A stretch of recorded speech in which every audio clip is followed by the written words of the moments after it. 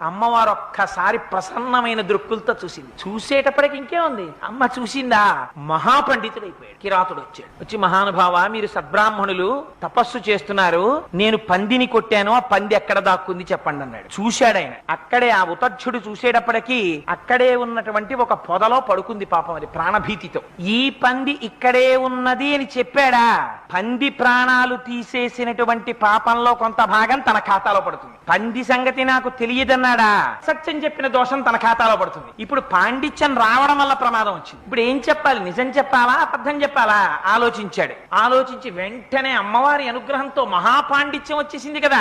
ఆయన అన్నాడు, యా పశ్యతి నసాబ్రూతే యాబ్రూతే సమపశ్యతి అహో వ్యాధస్వకార్యార్థిన్ కిం పృచ్ఛసి పునః పునః అన్నాడు. ఓ వ్యాధుడా, ఓ నిషాదుడా, ఓ బోయవాడా, ఓ జంతువులని చంపేవాడా, ఓ కిరాతుడా, ఎందుకని మాటలు అడుగుతావు?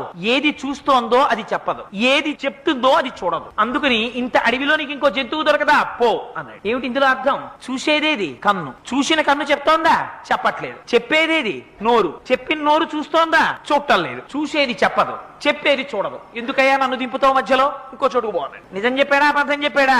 నిజమే చెప్పాడు, అబద్ధము చెప్పాడు. కానీ ఆ అబద్ధం ఎందుకు పనికొచ్చింది? వేరొక ప్రాణి యొక్క ప్రాణములను నిలబెట్టడానికి పనికొచ్చింది. అలా అబద్ధం చెప్పినా అది సత్యము కిందకే వస్తుంది. అందుకని ఒక్క బీజాక్షరాన్ని పలికినంత మాత్రం చేత ఆనాడు ఉతచ్చుడు ఎంత గొప్ప పండితుడైపోయాడయా. అమ్మవారి అనుగ్రహం ఉంటే ఎవరినైనా అమ్మ మార్చేయలేదా?